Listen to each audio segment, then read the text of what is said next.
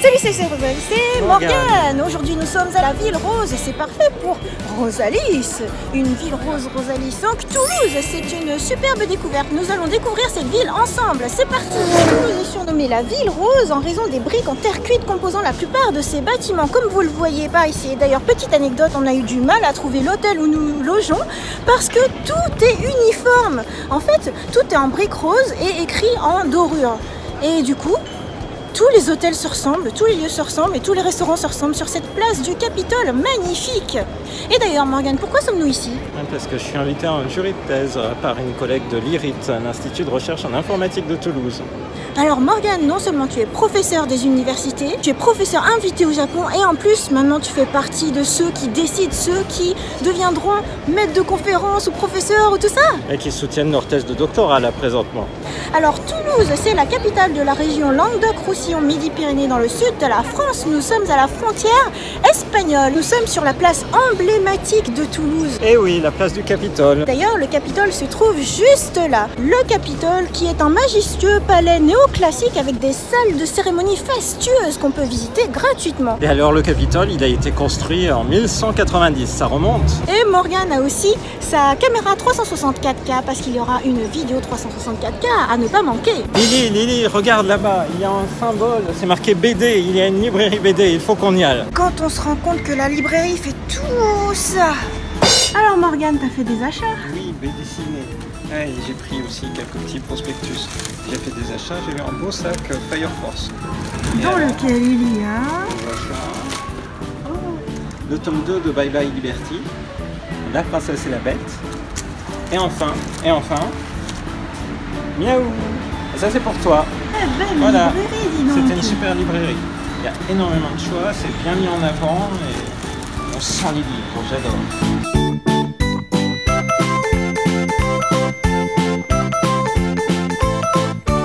Nous sommes donc à la basilique Saint-Cernin de Toulouse, qui est une basilique médiévale avec reliques de 128 saints et une épine censée provenir de la Sainte Couronne.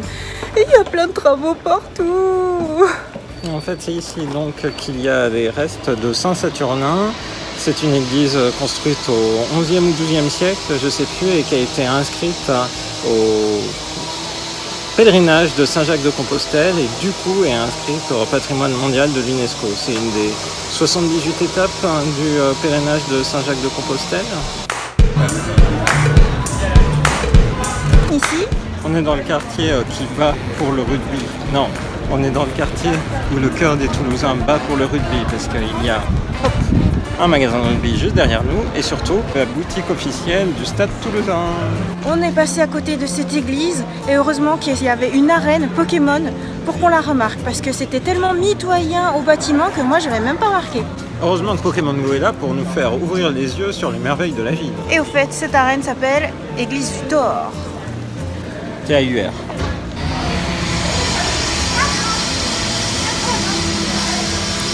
Nous voici au couvent des Jacobins, superbe édifice dominicain célèbre pour ses voûtes gothiques abritant la tombe de Saint Thomas d'Aquin. Et c'est aussi chemin de Compostelle. Oui, c'est aussi une des étapes. Et donc juste en face, il y a... Le collège Pierre de Fermat, c'est un collège réputé à travers la France. J'ai certains de mes élèves qui sont passés par là. Et pourquoi c'est réputé? Ça veut dire que c'est de haut niveau?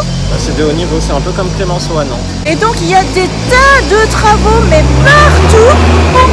Ah mais c'est terrible ce boucan. Mais bon, on va dire c'est pour la bonne cause. Toulouse devient... Toulouse se rénove, Toulouse sera magnifique. Voilà. Quand on sera plus là. Il faudra revenir.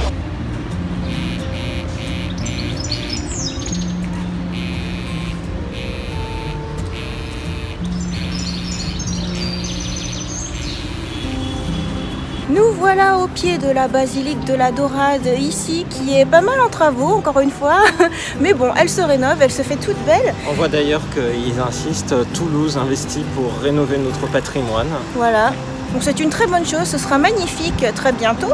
Donc la basilique de la Dorade est bâtie sur les vestiges d'un temple romain. Comme vous le savez, on adore tout ce qui est romain, Grèce antique et tout ça, donc c'est très très beau avec des belles colonnes. Et donc juste en face de cette basilique, c'est très très beau. C'est très beau. C'est tellement lumineux qu'on n'y voit rien. Et mais par ici, c'est Morgane. L'Hôtel-Dieu. Voilà. Avec la Garonne. Donc le grand fleuve qui est tout le temps marron comme ça, non? Ouais, il a été pas mal chahuté par les orages ces derniers jours. Ah oui, c'est vrai. Puisque la veille du jour où on est arrivé, il y a eu des gros orages. Et il y a de nouveau des orages qui sont prévus pour aujourd'hui. Ouais, parce qu'il fait très chaud là. Et pas loin d'ici, il suffit de pivoter pour voir le Pont Neuf de Toulouse. Le Pont Neuf qui enjambe la Garonne et relie la place du Pont Neuf à la rue de la République de Toulouse. Petit mot d'histoire, alors visiblement le Pont Neuf, contrairement à ce que l'on croit, n'est pas neuf, c'est le plus vieux de Toulouse. Il a presque fallu un siècle pour le construire, donc c'est 1544-1632. On dirait qu'il y a un bonhomme ici. C'est une œuvre d'un plasticien qui s'appelle Jacques Colomina, ça s'appelle L'enfant au bonnet d'âne. C'est censé représenter les stigmatisés de la société. Il a été mis en place de manière, on va dire, non officielle, cette œuvre-là. Elle est revenue au moment de la semaine du bac et elle a été mise en place par l'artiste et des amis qui sont allés par bâton gonflable au bord du pont pour l'installer. Des briques toutes neuves. Voilà, Pokémon Go aussi. Des briques toutes neuves, ça fait plus orange que rose. Nous voici à... La rue étroite, mais ça va, elle n'est pas trop étroite, regarde. Il y a une voiture qui peut passer, je pense. Bon, pas une grosse voiture, pas un gros 4x4, mais ma 206, elle passe très bien. Moi au début, je pensais que c'était un bâtiment avec des trous, parce qu'il y a des fenêtres à trous. Ah, c'est marrant. Nous voilà à la place Saint-Pierre, sur les berges de la Garonne, en plein cœur de ville. C'est beaucoup plus spacieux que d'autres endroits où tu m'as fait passer, Morgane. Tout ça pour rejoindre la Fnac et des librairies. Oui, là c'est le quartier un peu plus historique, autour du fleuve. Donc... Je préfère beaucoup cette ambiance, dis donc. On profite bien des briques rouges, c'est aéré, il y a des arbres. On est au bord de l'eau, c'est super. Et juste en face, tu me parles de cuisine? Oui, parce que juste derrière, il y a l'église Saint-Pierre des Cuisines. C'est une ancienne église, la plus vieille du sud-ouest de la France, qui est désormais devenue un auditorium dans lequel il y a des concerts qui sont joués. Nous voilà arrivés à l'espace EDF Bazac, le central hydroélectrique du 19e siècle. Et moi, ce qui m'interpelle ici, c'est les courants d'eau. Ça crée un courant assez incroyable. Au début, je croyais qu'il y avait des tourbillons au loin. Ce qu'on peut faire avec l'eau, justement, quand on est en fleuve puissant, c'est de l'énergie électrique. Ouais. Et maintenant, depuis 1989, c'est un espace qui est ouvert au public pour découvrir justement la centrale, l'histoire autour de cette production électrique. C'est énorme! Ah, il y a un bruit incroyable. Superbe surprise, un restaurant avec des plats véganes et même un cookie vegan avec la vue sur la Garonne. Le bonheur est dans le pot, c'est trop bon. De mettre des plats bio en fait dans des pots de conserve, et leur initiative elle a plus de 18 ans. C'est quand même très en amont par rapport à l'essor du bio tel qu'on le connaît maintenant. Donc c'était des précurseurs et c'était très bon, super buffet.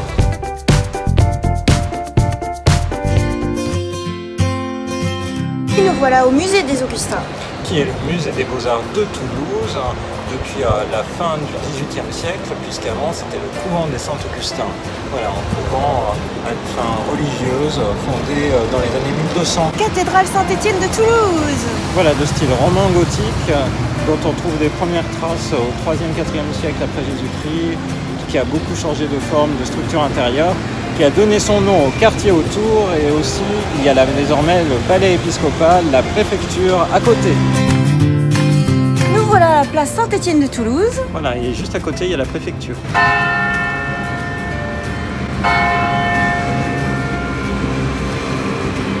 Nous approchons du jardin des plantes et avant ça, une petite pause fruits frais, des litchis pour moi et Morgane des mangues. Et nous voilà à l'ultime étape de cette promenade. Eh bien on est au grand rond qui marque l'entrée du jardin des plantes.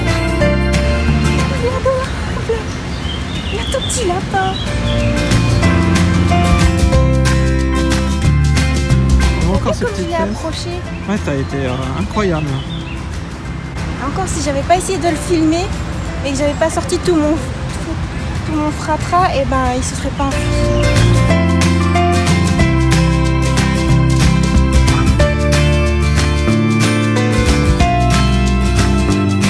Le petit meuble, la trouvaille Morgane, avec des livres en guise de couteau. On va se régaler.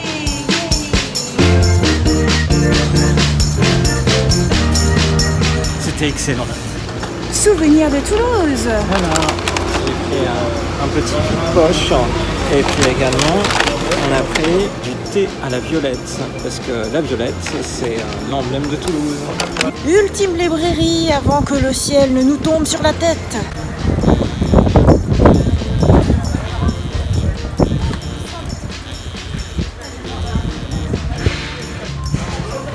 Une librairie énorme. Allez, viens, c'est par là. Mais jusqu'où s'étale cette librairie? Alors Morgane, tu as acheté? Et que j'ai acheté un livre pour l'été. Voilà, un livre de Cédric Villani, Les mathématiques sont la poésie des sciences, qui vient de sortir. En fait, il y a eu une première édition en 2015 et la réédition en poche en 2018. Donc, je vais lire ça. Le gros de la tempête est passé sur Toulouse. Maintenant, voici la place du Capitole toute mouillée. Au passage, il y a un bel arc-en-ciel par ici parce que le gros de la tempête est passé. En tout cas, moi, j'ai adoré Toulouse. J'ai adoré voir autant de bâtiments avec des briques roses partout. Je pensais pas qu'il y en aurait autant. C'est vraiment énorme. J'ai aimé aussi les longues balades qu'on a pu faire au bord de la Garonne. Ça, c'était top. Et on s'est régalé. On a pu bien manger vegan. C'était super chouette. Il y a plein d'offres, plein de possibilités. Et, c'est vrai que ça faisait du bien de pouvoir se promener ainsi, faire des grandes promenades à l'ombre, tout en découvrant la ville. La ville est assez grande. Moi, je n'ai plus l'habitude avec Nantes, qui est une ville très concentrée sur le centre. Je trouvais qu'ici, Toulouse, c'était particulièrement étendu. C'est vrai, le cœur historique a été tendu. Voilà. Et voilà pour cette visite de Toulouse en une journée. On espère que ça vous a plu. Et on vous dit à très bientôt dans une prochaine vidéo sur la chaîne de Rosalis. Bye bye.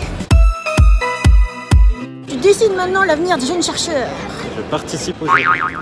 Fantastique. Et je me fais agresser par un insecte.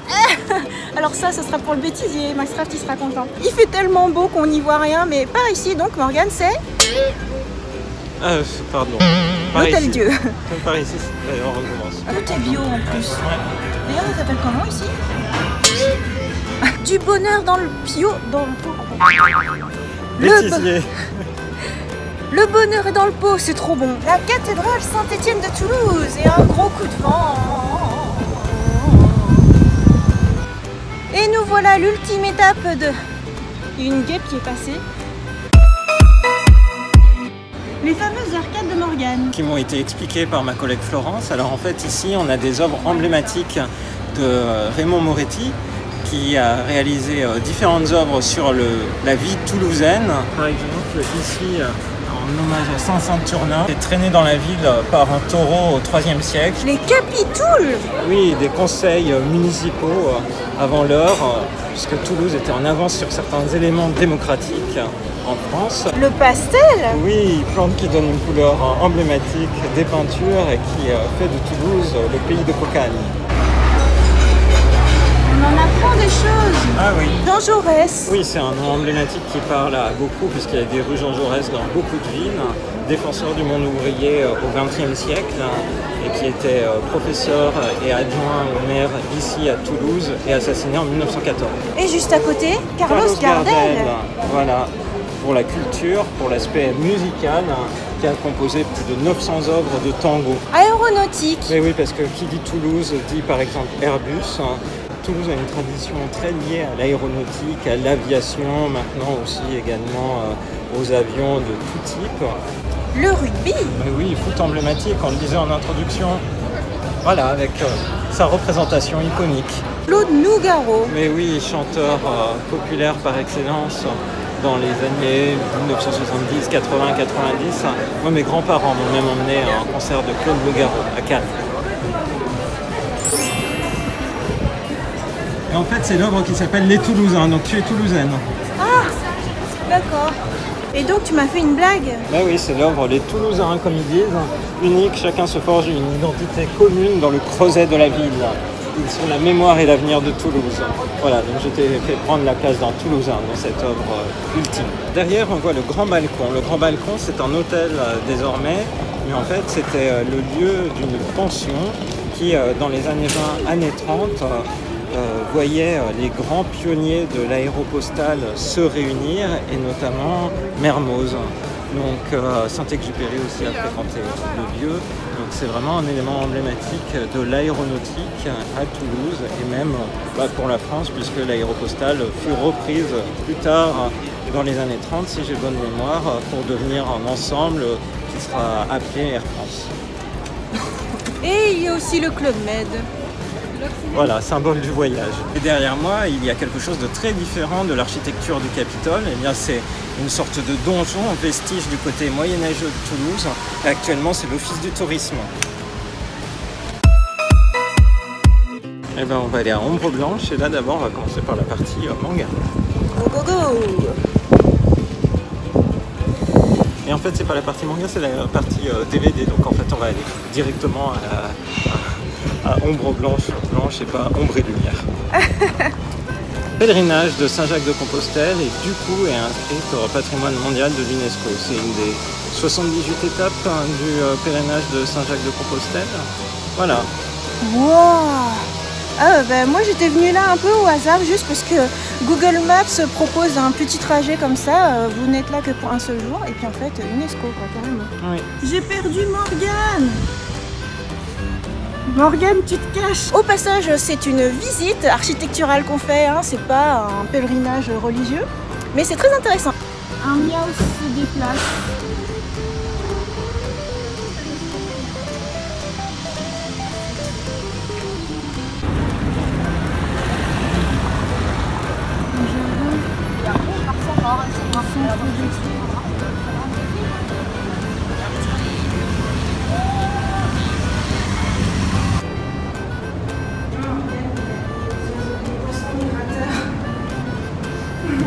Les oiseaux ou les poissons? Les poissons. Il y a un ascenseur à poissons. Regarde là. Ascenseur à poissons. Ah oui. Passe à poissons. Voilà, on fait sortir les poissons migrateurs. Ah oui. Pas qu'ils passent dans les turbines.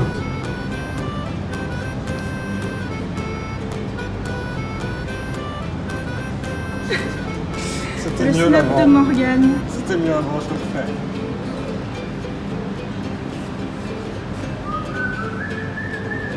Voilà, là c'est mieux. Non, je trouve que l'autre était plus drôle. Ah bon, bon, alors.